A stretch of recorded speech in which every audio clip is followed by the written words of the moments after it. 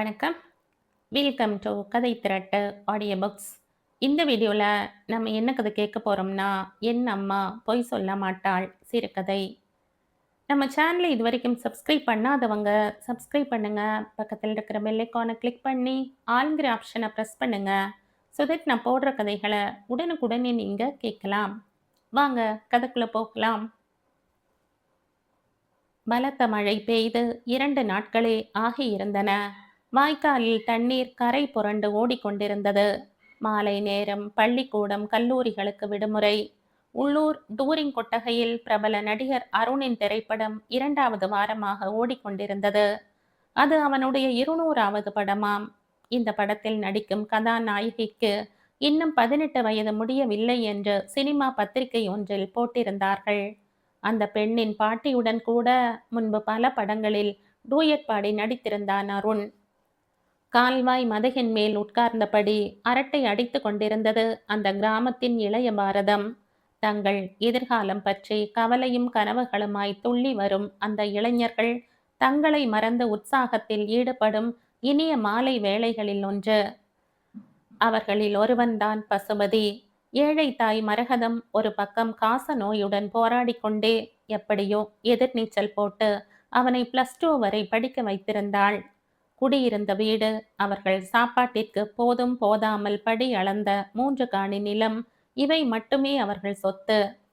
பசுபதி படித்தான், தேர்ச்சியும் பெற்றான். ஆனால் ரொம்ப சூட்டிகை என்றோ எட்டிக்காரன் என்றோ சொல்ல முடியாது. அவன் பார்ப்பதற்கு நல்ல உயரம், கம்பீரம், அசப்பில் பார்த்தால் ஹிந்தி நடிகர் தர்மேந்திராவின் சாயல் உண்டு. அவன் நண்பர்கள் அவனுக்கு வைத்திருந்த புனைப்பெயர் நம்ம ஊர் ஹீரோ. பசுபதி தன்னை அடிக்கடி கண்ணாடியில் நன்றாக பார்த்து கொள்வான். தனக்கு மட்டும் நல்ல வாய்ப்பு கிடைத்து பெரிய திரைப்பட நடிகனாக முன்னேறி வருவது போல கற்பனை செய்து கொள்வான். விதவிதமான போஸ்களில் நின்று பார்ப்பான். அவன் தாய் லோக் லோக் என்ற இருமி அவனை இன்றைய யதார்த்த நிலைக்கு இழுத்து வருவாள். அடுத்தபடி என்ன செய்ய போகிறோம்? இது பற்றித்தான் அன்றைய மதகடி மேடை விவாதம். தன் மாமாவின் வியாபாரத்தில் தன்னை ஈடுபடுத்திக் கொள்ள போவதாக ஒருவன் சொன்னான். அக்ரஹாரத்து பிள்ளை ஒருவன் பாவம் தனக்கு மருத்துவக் கல்லூரியில் இடம் கிடைப்பது போல் வீணாக கனவு கண்டான். 3ஆம் அவன் ஏற்கனவே பஸ் கண்டக்டர் லைசன்ஸ் எடுத்து பேட்டி ஒன்றுக்கும் போய் வந்திருந்தான். பசுபதிதான் வாய் மூடி மௌனியாக இருந்தான். மௌனத்தை ஒருவன் கலைத்தான். பசுபதிக்கு என்னடா, நேர மெட்ராஸ் போய் பாலச்சந்தர் பாரதிராஜா முன்னால இப்படியும் அப்படியும் நடந்தா அவனை எங்கேயோ கொண்டு போயிடுவாங்க பாரேன். பசுபதிக்கு பரம சந்தோஷம். அவன் இந்த உலகத்திலேயே இல்லை. பிரம்மாண்டமான பங்களா, வாசலில் பெரிய பென்ஸ் கார், அவன் தரிசனத்திற்காக காத்திருக்கும் பட முதலாளிகள், கோடிக்கணக்கான ரசிகர்கள். வானத்தில் இருந்து படு வேகமாக உதிரும் நட்சத்திரம் போல அவனை யதார்த்தத்திற்கு இழுத்தான் கிராமத்தில் இருந்து ஓடி வந்த ஒருவன். அவன் தாய்க்கு திடீரென்று நெஞ்சுவலி வந்து துடித்து விட்டாளாம். வைத்தியர் வீட்டிற்கு ஆள் புறப்படுவதற்குள் அடங்கி விட்டாளாம். பக்கத்து வீட்டு ஆயா நாடி பார்த்து உதட்டை பிதுக்கி விட்டாள். எல்லாம் முடிந்து விட்டது. முதல் நாள் மாலை வரை கற்பனை உலகில் பறந்து கொண்டிருந்த பசுபதி சிறகொடிந்த பறவையாக தன் தாயின் உடல் கிடத்தப்பட்டிருந்த இடத்தை வெறித்த கண்ணால் உற்று பார்த்தபடி முட்டிக்காலிட்டு உட்கார்ந்திருந்தான். அவனுக்கு வேண்டியவர்கள் என்று யாரும் இல்லையே. மாமன் என்றோ சிற்றப்பன் என்றோ உறவு முறை கொண்டாடி யாரும் வீட்டிற்கு வந்து போனதில்லை. அத்தை, மாமா, சித்தி, தமக்கை என்ற பதங்களை புத்தகத்தில்தான் படித்திருந்தானே தவிர அவனுக்கென்று யாரும் இல்லை. அவன் ரொம்ப சிறியவனாக இருந்த போதே அவன் தந்தையின் காலம் முடிந்து விட்டதாக அவன் அம்மா சொல்லி இருக்கிறாள். மாடாக உழைத்து செருப்பாக தேய்ந்து அவன் தாய் அந்த வீட்டையும் சிறு துண்டு நிலத்தையும் வாங்கி போட்டது அவன் அறிவான். ஒரே வாரிசு அவன்தான், ஊருக்கும் தெரியும். 17 வயது கூட நிரம்பாத அவன் என்ன செய்வான்? மேலே படிப்பானா? வேலைக்கு முயற்சி செய்வானா? நல்லவர்களுக்கு உதவ என்று 4 பேர் இருக்கத்தானே செய்வார்கள். கிராமத்து பெருமக்கள் அவனுக்கு வழிகாட்டினார்கள். வீட்டை வாடகைக்கு விட்டு சென்னைக்கு குடி போவது. மணியக்காரரின் மருமகன் அவரே அரிசி மண்டி வைத்திருக்கிறார். அவரே அவனுக்கு தங்க இடமும் ஒரு சிறிய வேலையும் ஏற்பாடு செய்து தருவார். இப்போதுதான் எந்த பட்டத்தையும் தபால் மூலம் வாங்கலாமே. ஆசை இருந்தால் படிக்கலாமே. வீட்டை வாடகைக்கு விடுவதில் சிரமம் இருக்கவில்லை. பள்ளிக்கூட வாத்தியார் ஒருவர் புதிதாக கல்யாணமானவர் தங்க ஒரு வீட்டை தேடிக் கொண்டிருந்தார். 100 ரூபாய் வாடகை என முடிவாகியது. வீட்டு சாமான்களை எல்லாம் பரணின் ஒரு மூலையில் போட்டு வைக்க அவர் சம்மதித்தார். வேண்டாத பொருள்களை எல்லாம் தூர எறியவோ இல்லை விலைக்கு போடவோ பசுபதி முடிவு செய்தான். அவன் தோழர்களும் உதவிக்கு வந்தார்கள். ஓர் அட்டை பெட்டியில் பழைய புகைப்படங்களாக நிரம்பி இருந்தன. அவைகளில் சில திரைப்பட நடிகர் அருண் நடித்திருந்த படக்காட்சிகள், பத்திரிகை காகிதத்தால் சுற்றி கட்டப்பட்டிருந்த படங்கள் சற்று மங்கி போயிருந்தனவே தவிர வீணாகிவிடவில்லை. அத்தனையையும் வெளியே வீசி எறிய முயன்ற பசுபதியின் கரத்தை பற்றி நிறுத்தினான் அவன் தோழன் ஒருவன். இதெல்லாம் சுலபமா கிடைக்காதடா பசுபதி. சினிமா பத்திரிகைகளுக்கு அனுப்பினால் பணம் கிடைக்கும் என யோசனை சொன்னான். பசுபதி அப்படியே செய்தான். எல்லா படங்களையும் பிரித்து பிரபலமான சினிமா பத்திரிகைகளுக்கு அனுப்பி வைத்தான். சென்னைக்கு வந்து சேர்ந்த பசுபதிக்கு மில்லில் வேலை கிடைத்தது. தினக்கூலி ரூபாய் 5 மட்டுமே. உடையும் தங்க இடமும் இலவசம். இந்த வேலை பசுபதிக்கு கொஞ்சம் கூட பிடிக்கவில்லை. அவன் அனுப்பிய படங்களில் ஒன்றை ஒரு பிரபல பத்திரிகை அட்டை படமாக வெளியிட்டிருந்தது. அந்த இதழின் உள்ளேயும் நிறைய படங்கள். தொடர்ந்து அவை வெளியாகும் என அறிவிப்பு கொடுத்திருந்தார்கள். ஒரு வாரம் கழித்து பசுபதியின் பெயருக்கு ஒரு தபால் வந்தது. கிராமத்து தபால்காரர் தான் திருப்பி அனுப்பியிருந்தார். அந்த பிரபல திரைப்பட நடிகர் அருணின் காரியதரிசி தான் எழுதியிருந்தார். தாங்கள் அனுப்பிய புகைப்படங்கள் இப்போது கிடைக்காதவை. அவை குறித்து தங்களுடன் பேச திரு அருண் விரும்புகிறார். வரும் 10ஆம் தேதி மாலை 6 மணிக்கு மேல் 9 மணிக்குள் அவர் இல்லத்தில் நீங்கள் அவரை சந்திக்கலாம். சென்னை வந்து திரும்ப ஆகும் செலவிற்காக முதல் வகுப்பு ரயில் கட்டணத்திற்கான காசோலை இத்துடன் இணைக்கப்பட்டுள்ளது. தாங்கள் அவரை பார்க்க வரும்போது இந்த கடிதத்தை எடுத்து வர முடிந்தால் நலம். பசுபதிக்கு ஆனந்தம் கரை புரண்டது. அதிர்ஷ்ட காற்று அவன் பக்கம் வீசத் தொடங்கிவிட்டதோ. அருண் நினைத்தால் எங்கேயாவது ஒரு சின்ன வேலை வாங்கித்தர முடியாதா? படத்தில் ஒரு சின்ன வேஷம் கிடைத்தால் கூட போதுமே. மறுநாள் 10ஆம் தேதி கடிதம் வந்த விஷயத்தை அவன் யாரிடமும் சொல்லவில்லை. கூட வருவதாக ஒட்டிக் கொள்வார்கள். ஒரு பட்டாளமாக போனால் அருண் என்ன நினைத்து கொள்வார்? 10ஆம் தேதி மாலை 6 மணிக்கு 6 மணிக்கெல்லாம் அவன் அருண் வீட்டு வாசலில் இருந்தான். புறப்படுவதற்கு முன் அரை மணிக்கு குறையாமல் தலை சீவி இருப்பான். பேண்ட் சட்டை தோய்த்து இஸ்திரி போட்டு எக்கச்சக்கமான வேலை. பங்களா வாசலில் கூர்காவிடம் தனக்கு வந்த கடிதத்தை காண்பிக்க உள்ள போங்க என சலாமிட்டு வழி காட்டினான். அருண் தரிசனத்திற்காக காத்திருந்த பலரையும் ஏளனமாக திரும்பி பார்த்துவிட்டு உள்ளே போனான் பசுபதி. பசுபதி என்பது என கேட்டபடி பங்களா முகப்பில் ஒருவர் வரவேற்றார். ஆமாம், நான் தான் என்றான் பசுபதி.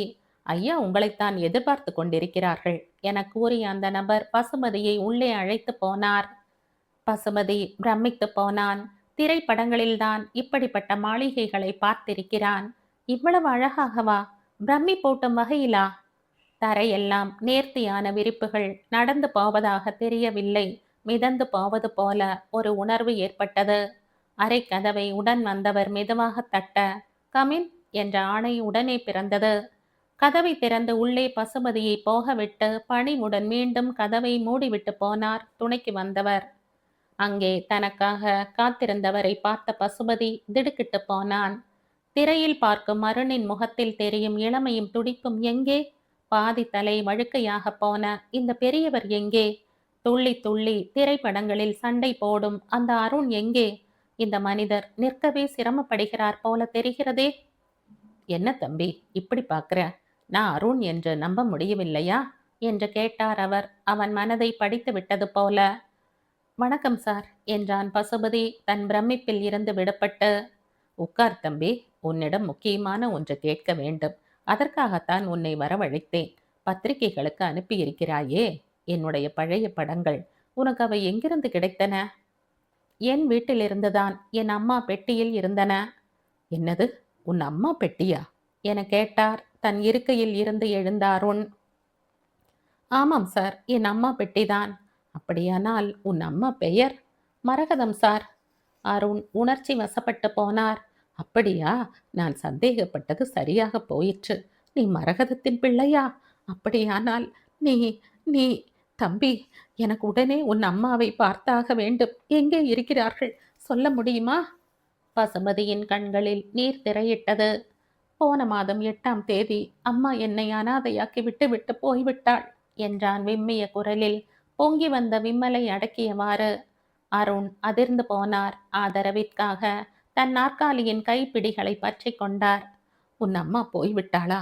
என் மரகதம் போய்விட்டாளா? கடைசி வரை எனக்கு தன் முகத்தை காட்டாமலே போய்விட்டாளா? அவர் கண்களில் வழிந்தது கிளிசரின் கலந்த நீர் இல்லை, உண்மை வடித்த செந்நீர். கிட்ட வாப்பா என அழைத்தார் அருண். ஆதரவுடன் அவன் தோள்களை பற்றினார். நீ அனாதை இல்லடா ராசா. யார் சொன்னார்கள்? கல்லு குண்டு மாதிரி உன் அப்பா நான் இங்கே இருக்கிறப்போ நீ எப்படி அனாதை ஆவாய்? பசுபதிக்கு தான் கேட்டதை நம்ப முடியவில்லை. நீங்கள் என் அப்பாவா என திடுக்கிட்டு போய் கேட்டான். ஆமாம் ராசா, உன் அப்பாவேதான். 20 வருஷங்களுக்கு முந்தி இந்த அருணுக்குன்னு அப்போ அருணாச்சலம் என்று பெயர். திருச்சி ராசா டாக்கீஸில் டிக்கெட் கொடுப்பது, கணக்கு எழுதுவது எல்லாம் பார்த்து கொண்டிருந்தேன். உன் அம்மா தியேட்டரை கூட்ட தண்ணீர் எடுத்து வைக்க வருவாள். எங்கள் மனங்கள் ஒன்றிப்போய் வயலூர் முருகன் சாட்சியாக கல்யாணம் செய்து கொண்டோம். பசுபதி குழம்பி போனான். இதெல்லாம் உண்மையாக இருக்க முடியுமா? பின் அம்மா ஏன் தன் அப்பா காலம் முடிந்து விட்டதாக சொல்ல வேண்டும்? ஒரு சினிமா தயாரிப்பாளர் கண்களில் நான் பட்டேன். என்னை அவருக்கு பிடித்து போய்விட்டது. என்னை ஒரு சிறு கதாபாத்திரத்தில் நடிக்க கூப்பிட்டார். அந்த படத்தில் என் நடிப்பை பற்றி பேசாதவர் இல்லை, குறிப்பிடாத பத்திரிகைகளும் இல்லை. தொடர்ந்து பல படங்களில் நடித்தேன். இன்னும் கொஞ்சம் கையில் பணம் சேர்ந்தவுடன் மரகதத்தை சென்னைக்கு அழைத்து போகணும் என்று இருந்தேன். அவளை அவ்வப்போது திருச்சி போய் பார்த்து வந்தேன். மாதா மாதம் செலவிற்கு பணம் அனுப்பினேன். நீ பிறந்தாய். என் அப்பாவின் பெயரைத்தான் உனக்கு வைத்தோம். இவ்வளவு தூரம் கோர்வையாக சொல்கிறாரே, பொய்யாக இருக்கும் என்று தோணவில்லையே. அப்படியானால் அம்மா சொன்னதுதான் பொய்யா? பணம் சேர சேர மேலும் சம்பாதிக்க வேண்டும் என்ற வெறி என்னை ஆட்டி படைத்தது. கெட்ட பழக்கங்கள் தொற்றிக் கொண்டன. பிரபல திரைப்பட தயாரிப்பாளரின் மகள் என்னை விரும்பினாள். அவளை மணந்தால் ஒரே நாளில் நான் கோடீஸ்வரனாக முடியும். திரையில் நடிக்க கற்ற நான் வாழ்க்கையில் நடிக்க கேட்பானேன்? உன் அம்மாவிடம் நைச்சியமாக பேசினேன். அவளுக்காக என் எதிர்கால வளர்ச்சியை எல்லாம் துறந்துவிட்டு அவளுடனே தங்கி விடுவதாக சொன்னேன். என் நன்மையை தவிர வேறு எதுவும் நினைக்காத அவள் என் பேச்சை நம்பினாள். எனக்காக உயிரை கூட தருவதாக சொன்னாள். எனக்கு அப்போது தேவைப்பட்டது அவள் மௌனம். என்னை பற்றியோ எங்கள் தொடர்பை பற்றியோ உன்னை பற்றியோ வெளியே சொன்னால் நான் நினைத்த வாழ்க்கை எனக்கு கிட்டாது. ஓர் வாயை மூட உன்னை பற்றிய விபரம் வெளியே தெரியாமல் இருக்க என் எதிரிலேயே அவளை விதவை கோலம் பூண செய்தேன். இரவோடு இரவாக அவளை திருச்சியில் இருந்து காங்கேயத்திற்கு இடம் மாற்றினேன். மாதா மாதம் பணம் அனுப்புவதாக உறுதி சொன்னேன். பசுபதிக்கு ஒன்றும் புரியவில்லை. சிலையாக நின்றான். இத்தனையும் அவன் வாழ்க்கையில் நடந்ததா? இல்லை அருண் நடித்த திரைப்படம் எதையாவது பார்க்கிறானா?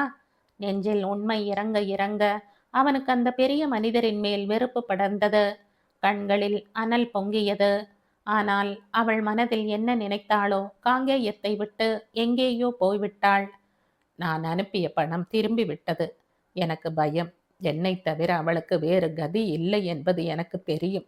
நிச்சயம் தன் உயிரை போக்கிக் கொண்டிருப்பாள். என்னால் அவளை மறக்க முடியவில்லை. எத்தனை வருஷங்கள் ஆனாலும் கூட அவள் நினைவு பசுமையாக இருந்தது. வருமானம் குறைந்திருந்தாலும் மனம் நிறைவு பெற்ற அந்த நாள்கள் போல என் எஞ்சிய வாழ்க்கை அமையவில்லை. திடீரென்று பத்திரிகையில் நான் அந்த படங்களை பார்த்தேன். நான் ஆரம்ப காலத்தில் நடித்த படங்களின் ஸ்டில் போட்டோக்கள். அவற்றை நான் மரகதத்திடம் கொடுத்திருந்தது கவனம் வந்தது. உன்னை அழைத்தால் அவளை பற்றி மேலும் விபரம் கிடைக்கும் என்றுதான் உனக்கு கடிதம் போட்டேன். மரகதத்தை மறுபடியும் பார்க்கும் பாகியம்தான் இந்த பாவிக்கு இல்லை. ஆனால் நீ இருக்கிறாயே, அது போதும். என் பிள்ளை, எனக்கு தெரியும். மரகதத்தின் அதே கண்கள், அதே மூக்கு. பசுபதி ஏளனமாக அவரை பார்த்தான். இப்போது என்ன செய்ய போகிறார்? அவனை ஊர் அறிய தன் பிள்ளை என்று ஏற்றுக்கொள்ளப் போகிறாரா? ஊர் அறிய சொல்லப் போகிறாரா? தம்பி, மரகதத்தை ஏமாற்றி விட்டு வந்த என்னை ஆண்டவன் தக்கபடி தண்டித்து விட்டார். எனக்கு குழந்தை குட்டிகள் இல்லை. கட்டிய மனைவியும் போன வருஷம் கண்மூடி விட்டாள்.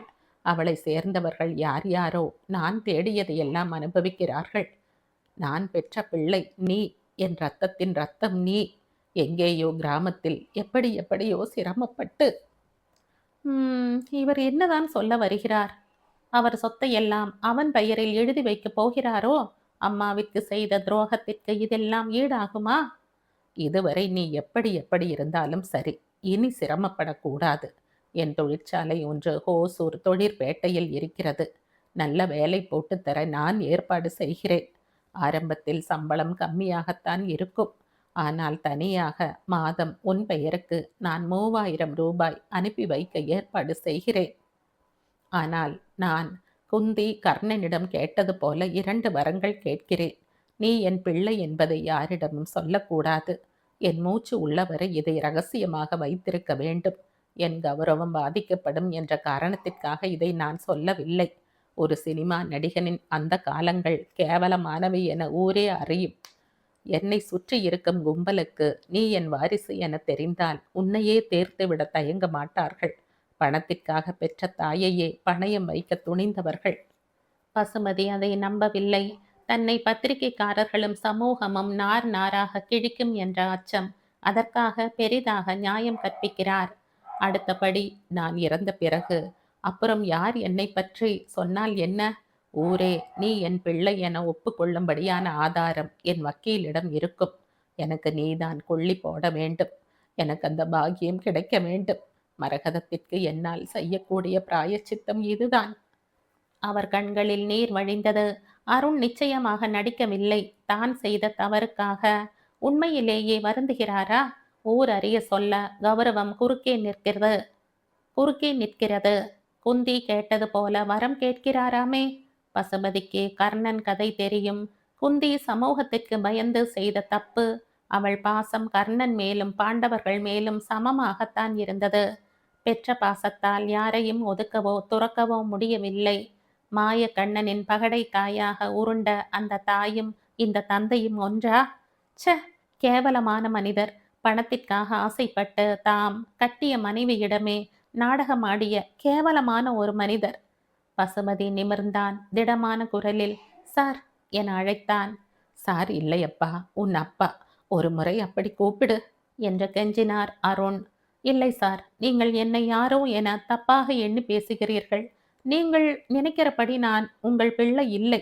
என் அப்பா எப்போதோ இறந்து விட்டதாக என் அம்மா பல முறை சொல்லி இருக்கிறாள். என் அம்மாவை எனக்கு தெரியும். என்னிடம் அவள் போய் சொல்லி இருக்க மாட்டாள். அருணின் அழைப்பை காதில் வாங்காமல் விடுவென்று திரும்பி நடந்தான் பசுபதி.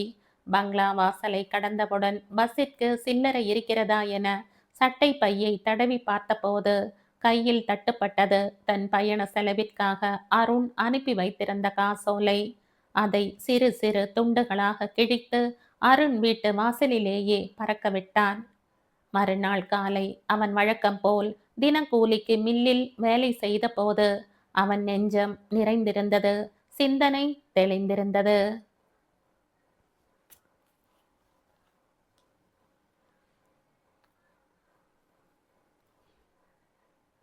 இதோடு இந்த கதை முடியுது.